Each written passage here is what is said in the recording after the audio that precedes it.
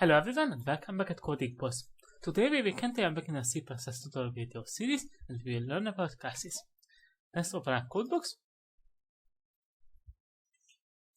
and let's talk about classes.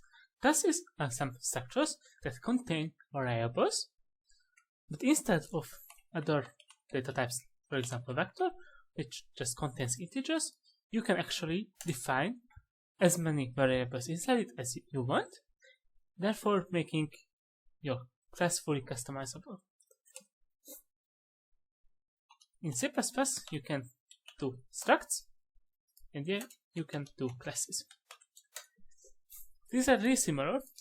The main difference between them is in structs, by default, every variable is public, and in class, everything is private by default, but you can change it to public as well. I will use classes. You can use structs as well if you want. So, if you have a variable here, you can give it a name, like you were defining it outside of any class. Then you can have any other type of variable. You can have any complicated variable, like a vector.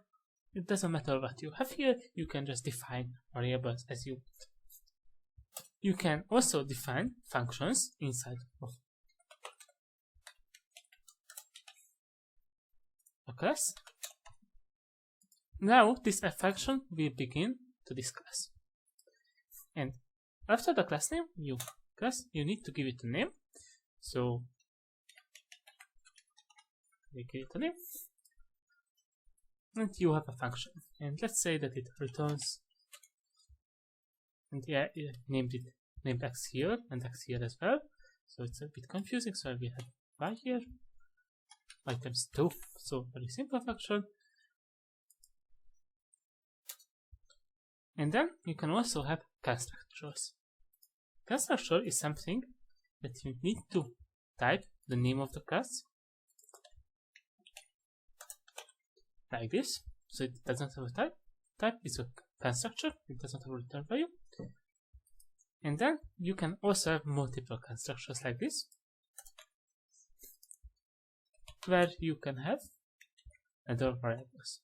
So let's say that we'll change up my class a bit, and I will create a class which contains a point in a two-dimensional array. So I will have an integer x coordinate and a y coordinate. And then I will have a function which will be a octable function where we will have the distance from our goal. So from the middle point we can, and here we will return. This won't have any parameters, and we will use the values x and y from here. So we will return x squared, x times x, plus y squared, and enter the square root. As you can see, we have a square root function in C++, so we can do it like this. And of course, I will cast this value to a long double first. So let's say that our constructor, empty constructor, will initialize the x and y coordinates to 0. And if we have a constructor with exactly one input, that will refer to x, and it will give the value x, this other x, and y will be 0. And finally, if we have two integer inputs, then it will initialize both of them like this. Then let's say that we will have another function, and you can write it in any order you would like. So we will have the function the distance to another point, and here in the parameter we will actually pass a point. A point is something that we just defined, So it will be something from the same class. Usually we call it other classes, so we have this and other. Because the way you can refer to variables inside of a class to its own variables is simply by typing this, or you can type this like this, and this is a pointer to itself. So you can also type it like this, or just like this. So we will here return x minus other.x multiplied by itself. And by the way, if you're wondering, this is incorrect, and this operator, instead of taking the power, it's a bitwise OR operator. We haven't talked about bitwise operators in this series. Maybe we can learn about them in a later episode. So you can either create a function, or you can just like this, and then we will have y minus idle.y multiplied by y minus idle.y, and we will take them as a countable. We will have the square of them as the distance. So like this. Another important thing about functions is that they have a cost to call a function, because they get to send in the step. To avoid this, you can use the inline modifier before the class name, before the function name. You want to use this if your function is really simple, really short, and it's not a recursive function. Recursive functions can be inline, but for example here we just simply return something, and we would waste more time with calling into the step than the actual expression. So you save time by typing inline. If you have a more complicated function, it won't be worth to call it inline. It really won't change anything. But in these cases, if you have lots of function calls to this function, then you might want to use inline modifier. So you can do like this, and now everything is private because the class has everything as private by default. If you want to do something public, you need to type public and then the double dot. Now everything below this will be public until you write something which is private. So you need to write private like this, and then now you can have something private here.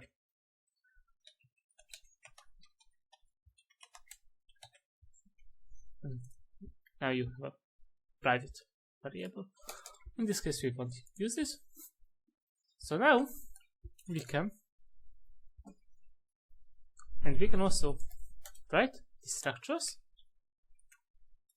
For the most cases you don't have to worry about it. So this is the way you write the structure, and then the name, and then you don't take any parameters, and then you can delete the values from the class. But because we have simple types here, we don't need to worry about it. If you have some more complicated types and you want to do something before you delete everything, then you can do it this structure. So now if we go ahead and create a point, p1, then we can do it without any parameters, and then it will run this one. We can do it with one parameter, so this will be x0, y0. Then we can have another parameter, another point with one parameter, so let's say with the value 3. So this will be 3, 0, because this will call this constructor. And then if we have point 3, big 3 with 2 values,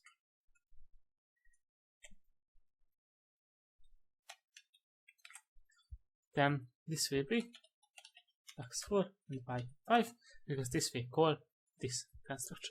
So you can have multiple constructors, you can have only one constructor with the same parameters. So if I would have another constructor here which takes 2 integer parameters. That would be an error.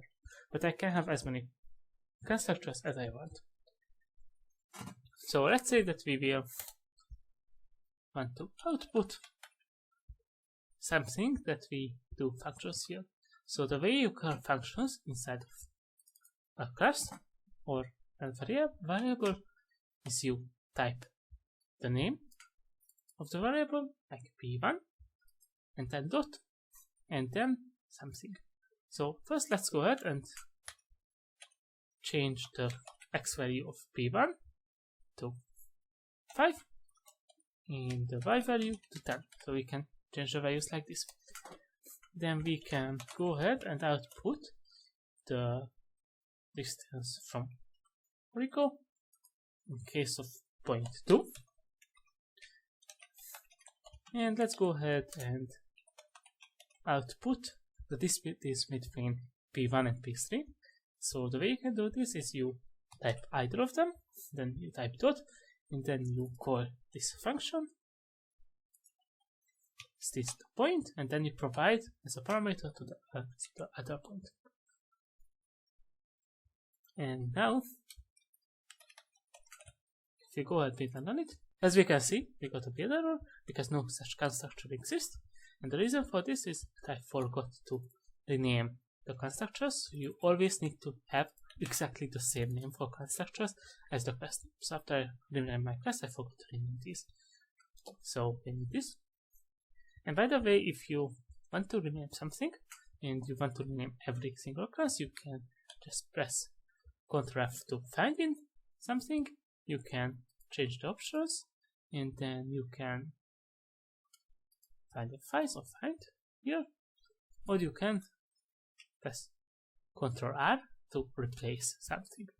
So if we go ahead and replace point in with new text, then we can go press replace and replace all occurrences like this. Like yes, yes, or you can press yes to all. And now we replaced all of the occurrences, so we don't forget to replace some parts of the code. And we go ahead and revert these changes because we call them point. And now if we go ahead and run it,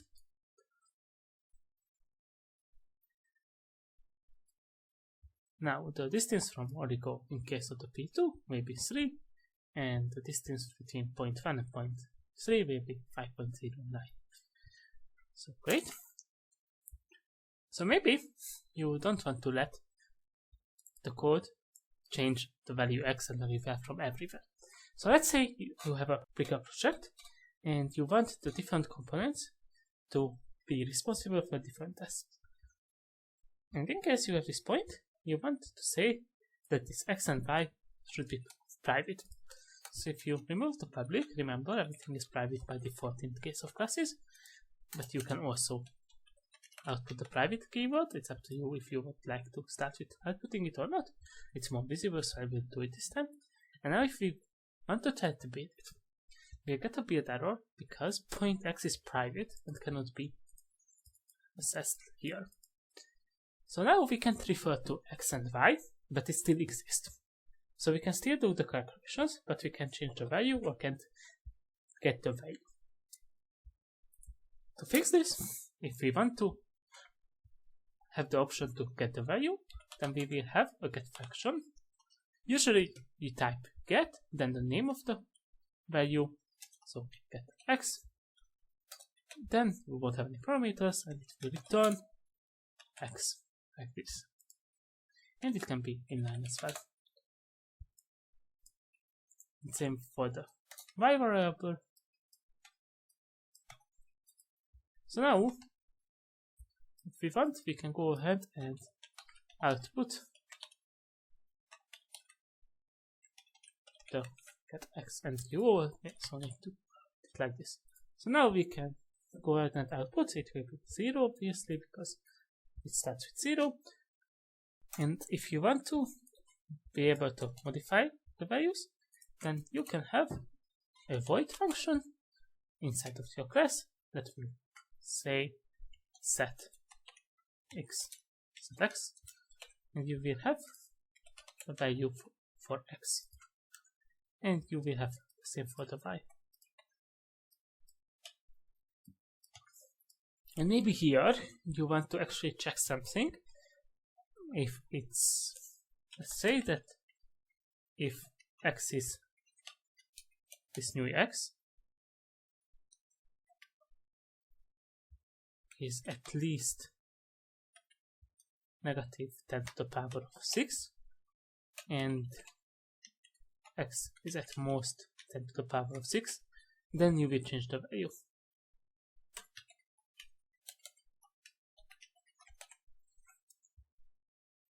So maybe you don't want to allow any values less or higher than that. And actually, let's say that we have the variable name x here, the same x as we have inside our class. So now, if you remember our previous videos, this x will always refer to the closest scope. So in this case, from the function parameter, and you won't be able to access this x. In classes, there is an exception. You can access that x too. The way you do this is you type this. Now this will refer to the classes x. So the value stored in the classes x. And this will refer to the function parameter. So you can do it like this as well. And now I will copy and paste this. And let's say that you want to do the same as for y. Now, let's say that we will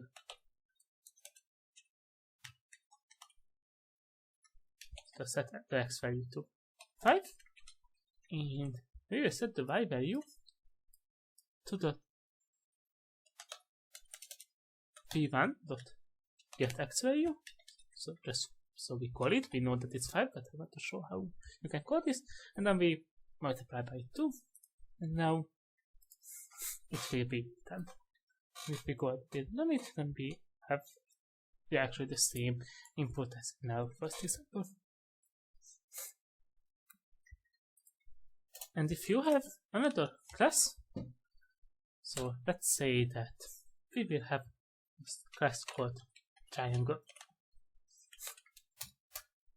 And in triangle, we want to have 3 points. So you can have, let's say that we will have public variables, other classes inside of a class. So we will have a point. Let's say that point A, B, and C. So we will have 3 points inside of this class, which is also another class. So you can refer to other classes as well. And inside of our constructor, and we can have a point A, B, and C. Of course, we need to type points. So if we get 3 points, then we can assign this A. So this refers to this A, and if you type this, this will refer to this A.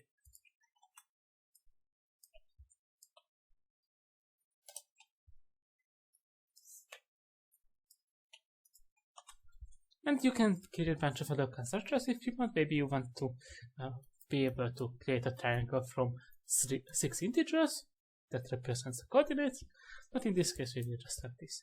So from these 3 points, then we can create a triangle,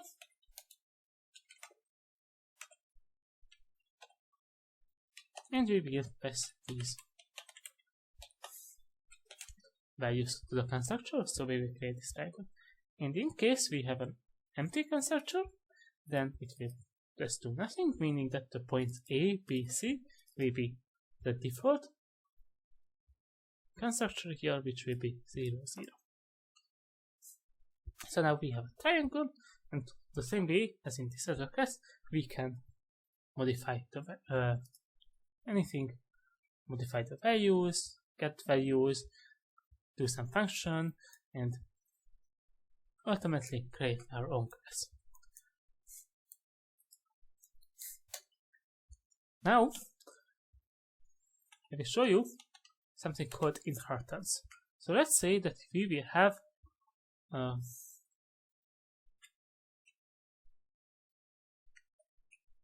colored triangle, a triangle that has a color, because for some reason we really like triangles with colors. Now what we could do is that we will have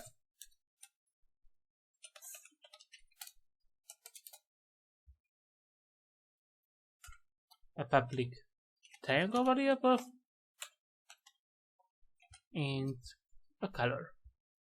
So let's say that we represent the color with a string.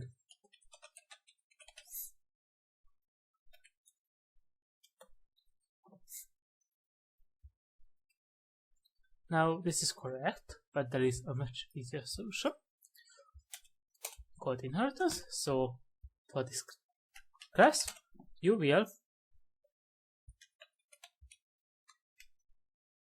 actually inherit from this triangle class. So this will be a public inheritance. So you take everything publicly because we don't want to make anything private. And now this will be a class like triangle, and it copies everything from triangle. And now we can also add a string, which is the color for it. Of course, this is not the best example for a color triangle because maybe you want to have some options for a color, but in this case we will just have a string. So let's say that we want to have a default constructor here, which will set the color to blue because we want to have a blue triangle by default. So you can do this. And let's say that you also want to have a constructor the same way that you have in your previous class. So you will have point B, point A, point B, and point C. So in this case, we will call this constructor, and you can say that you want to call the constructor from its parent the same way, and you don't need the semicolon this time. So you just type this, and here you can write any other code that you want to modify based on the color triangle. So inside here, you can write any changes that you want for that class. So let's just say that we will again say that the color of the triangle should be blue.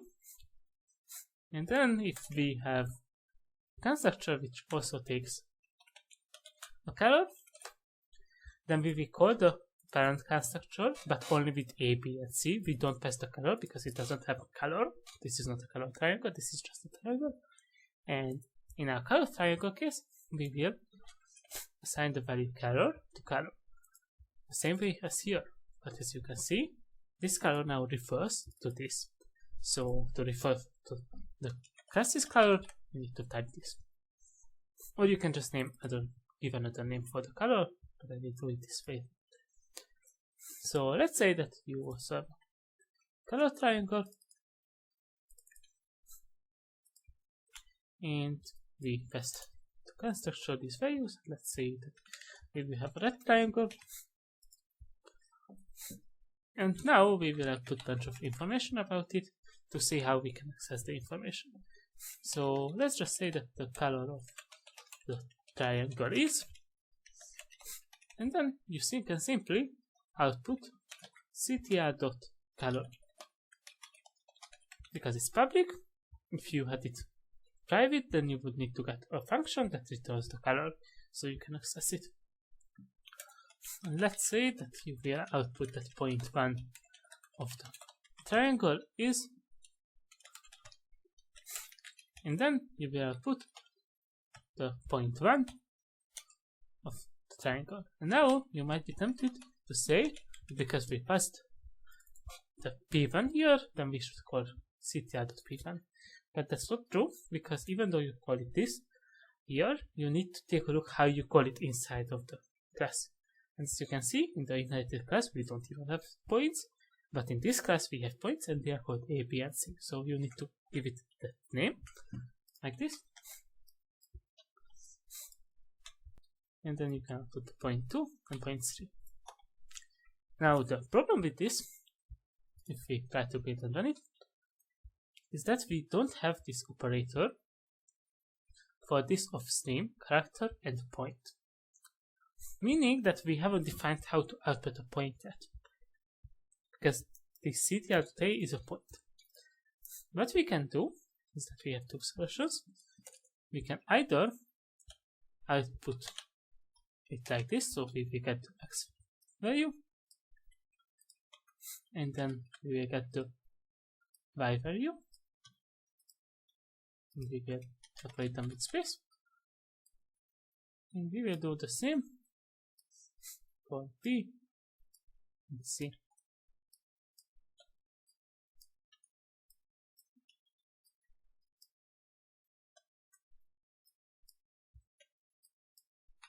So now we can actually go ahead and run it. And now we can get all the values correctly. But this might be a bit more code that you want to write. Maybe if you want to output them lots of times, it would be worth it to actually define that operator that outputs. So the way this would work is if we overloaded this operator. So we can overload operators, meaning that we can use this cout to anything that we would like to.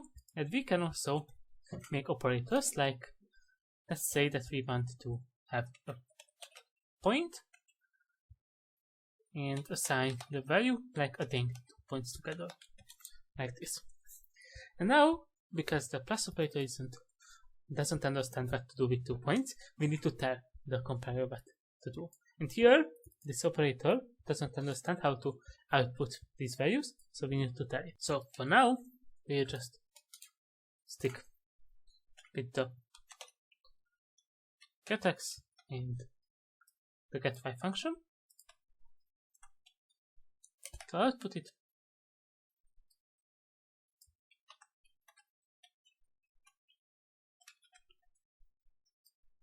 And in our next video, we will show how to overload these operators, so you can make it the other way too. Let me copy the run again. It goes correctly, except we forgot to add spaces between. So make sure to always output a line break or a space between numbers, otherwise they can seem to have the one number and the same thing. So if you have like 5 and 4 next to each other, it might seem like 54. So it works correctly like this. So in our next video, we will talk about how to overload an operator for classes. So one more thing I would like to show you in this video is something called Enums. So as you can see, we used strings as colors, and this might be pretty bad because we can give any string to the value, and it's not really the best data type to use. Enums will be, like let's say that we will have the name color with capital C. I usually like to name enums and classes with capital letters and variables with lowercase letters. So the first letter is usually capital here. So in an enum you can have different values for different names. So let's say that you will have blue, then you can say any other option here. So red, yellow, so we can say what are the acceptable colors here. Green, black, white, brown, so any color that you would like to add. Here, orange, and after it, we are just done saying. So here you can say that the color is will be this color, and when you are assigning value, you can say that it should be color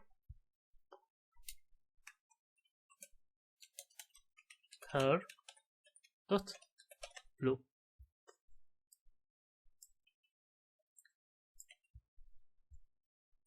here you can say for the color that it's color red. So now we can only use the values that we have here. So now if we build and run it, yeah, we forgot to change this constructor to color here. So now let's build and run it again. Now you can see that the color of triangle is 1, which is really weird because we give the name red to it. Color.red. So the way it works is that in Enums we start indexing by 0, and the value of blue will be 0, and the value of red will be 1, and then 2, and then 3, and so on. You can actually change the default value, say that orange should be 123. You can type anything. So normally it will be in order 0, 1, 2, 3, 4, 5, 6, and 7. So it will output that values instead of the color. If you want to output the actual color, then you can make a function that will return the color. So instead of this color, you will say that it should have a function color from ID. So we will say that this is the ID of the color that we have in the enum, and then we will have a color which will be a string, simple function that will take a color in its parameter.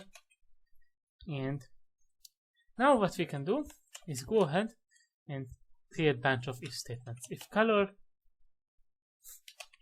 is 0, or much better, if you write color not blue, because then it doesn't matter what the values, then you will return blue. So, and then you will have another if statement. That other if statement is possible, but the better way to do it is with switch. And in the switch, you will put the value that you want to go based on. And here you will have different cases. So you will type case, and you will type color blue, meaning that if the value here is equal to this one, so if this lowercase color is the uppercase color blue, then we will do something, return blue, like as a string. And then we can have another case where we will have color and red, and then we will return red. And then after a bunch of more cases like this, then we can have a default, and if it means that we haven't broken out of this switch statement yet, then we will do this. An interesting fact is that even if we already went in one of the cases, we can still end up in the default if we don't break out. So after you are done with the code, you need to break out. In this particular case, you don't need to break out because the return stops executing. So you can just have the return without break, but only if you actually return something. In other cases, you need to break. So in this case, we won't have break. So let's say that we will have color and yellow. Then we will return yellow, and we will do it for other cases as well.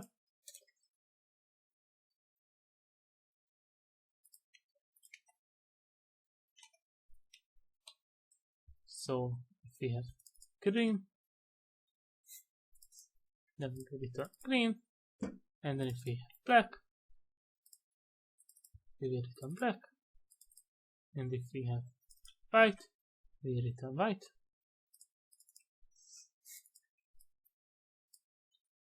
And then if we have brown, we will return brown. By the way, I apologize if I forgot your favorite color from the list.